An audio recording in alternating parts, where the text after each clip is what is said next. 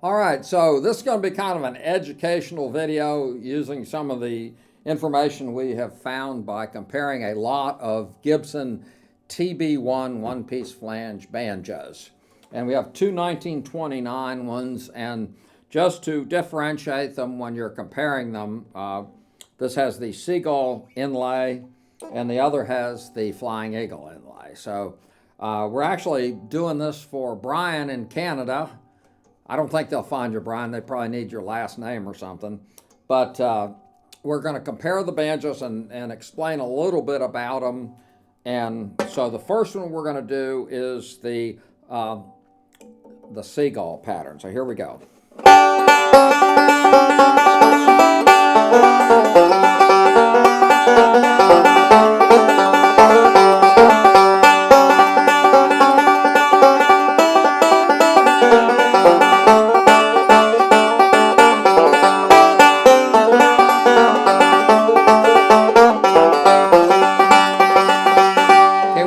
Switching back and forth, so I'm going to go to the other one.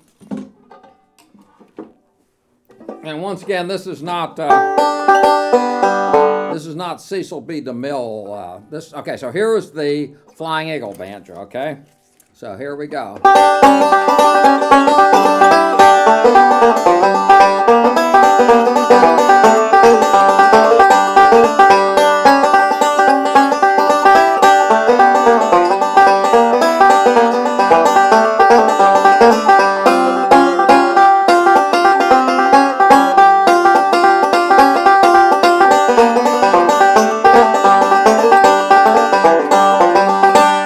Now we're going to go up the neck into the middle position and play something.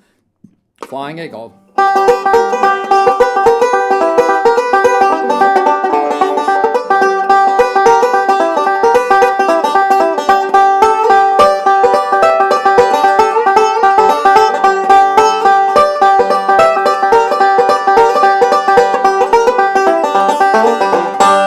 Now we'll do it on the Seagull banjo. Here we go.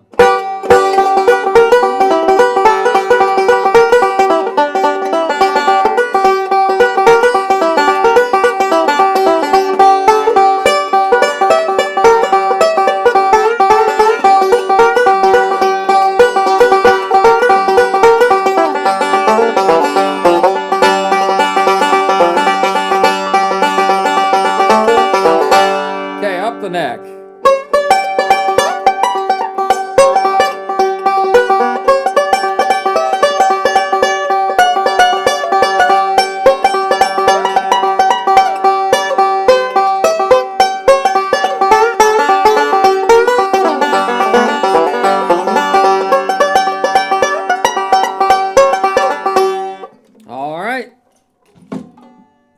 Flying Eagle.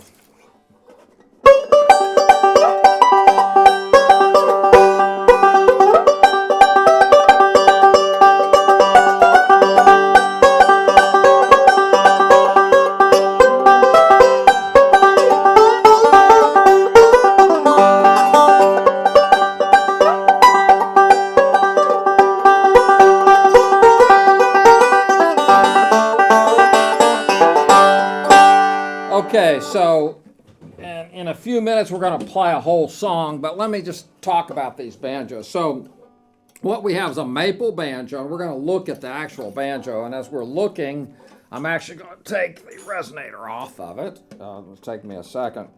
So the first banjo is a 1929, a later 29, and this banjo has a Curtis McPeak tone ring in it. Now, a Curtis McPeak tone ring is a copy of the tone ring that's in his banjo called Old Betsy. So they took the banjo out and copied the contour and the weight, and it's a pretty darn good tone ring. All right. Now, so looking at this banjo, there's one more screw there. Okay, so basically we have this resonator, which is in really good shape. Okay, and has two rings of binding on it. Okay? Now that's about as nice a resonator as you're going to get. Anyway, and then somebody in really light, you really have to look hard. You can see the serial number here, but somebody had written it in the bottom of the resonator, okay? Just for your information, it's 9486-31. Okay, so that's that one. Okay, now, this particular banjo is all original parts, okay? Now, there's debate about whether the original parts sound better or not, and our experience, it really doesn't make much of a difference, okay? The only reason that the parts become somewhat valuable is that these are the same parts that would be used on an original flathead, and there's a $60,000 banjo, $100,000 banjo. If they break the flange or if they break the tension hoop, you can take this part and put it on it and restore it, okay? If it weren't for that, then these parts really wouldn't be worth anything, okay? So, original parts. Now,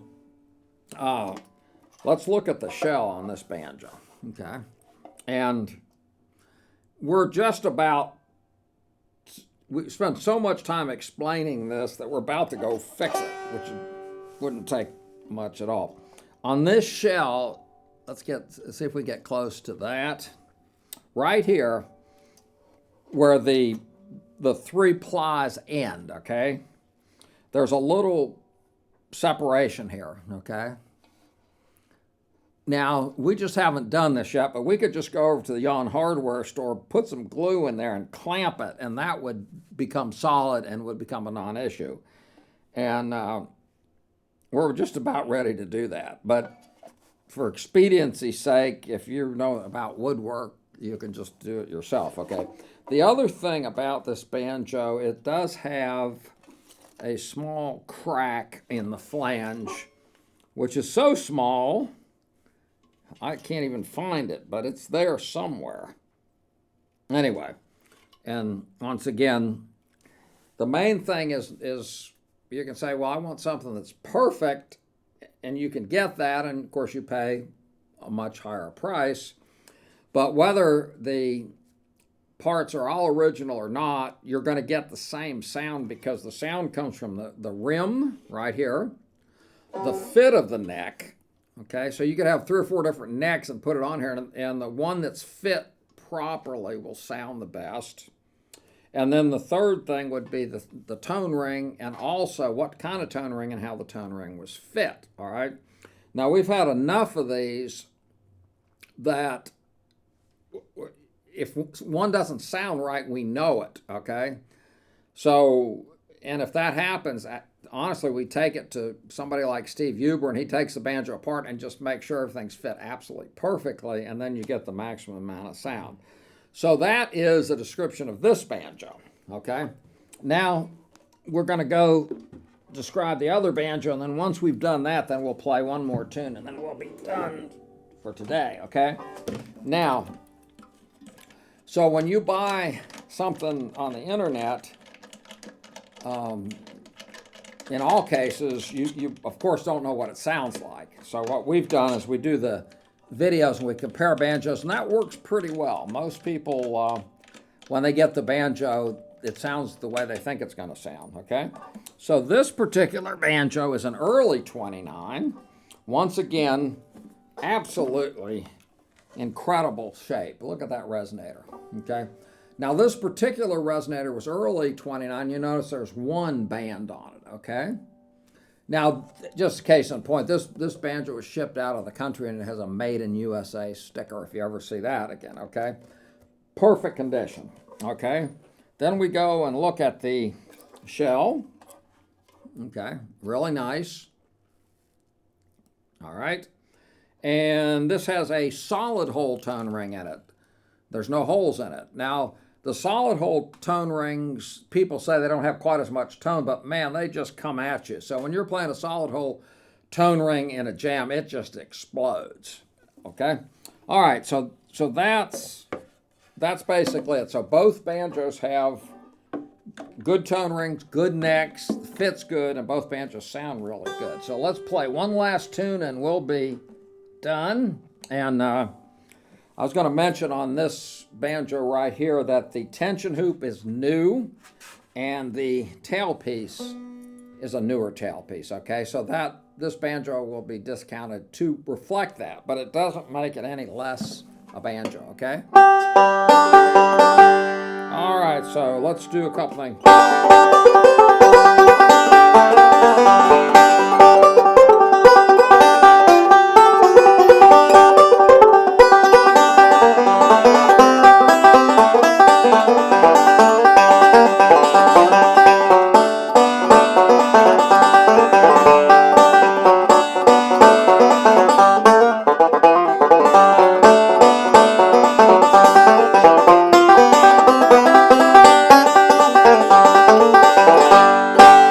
That's banjo number 1. And let's go to banjo number 2, which is the Seagull. Okay, same song.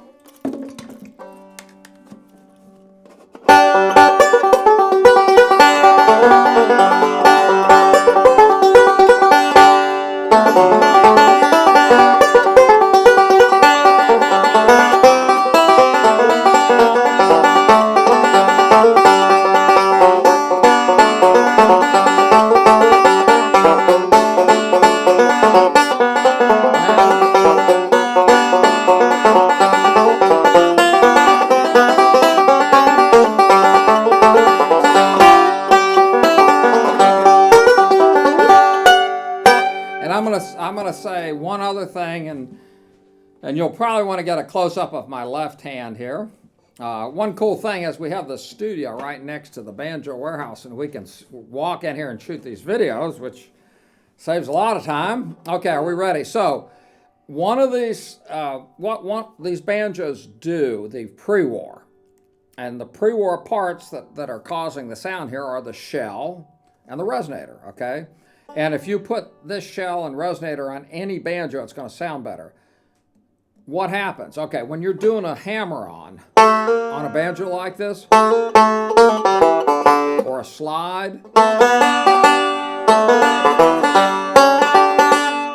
okay, those notes really come out. I have a guy named John English who's been playing about 9 years, and we've worked together, and he had a really, really good Rich Era RB3, and he came out, and had some TB-1s, and I honestly didn't know if his RB3 was going to sound better than these, because the Rich Era are really good.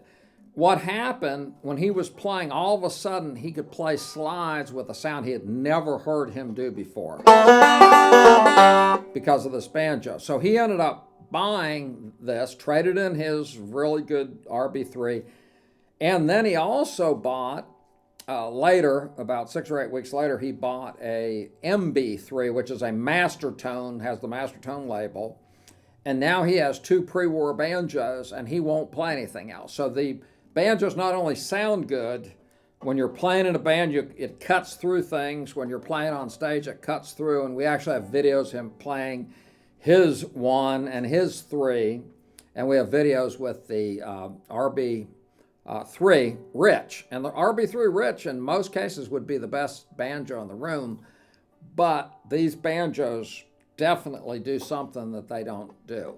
All right, that's it. If you have any more questions, you can call me or Andy at Banjo Warehouse, and this video will be on Banjo Warehouse, even though it's done for a certain person.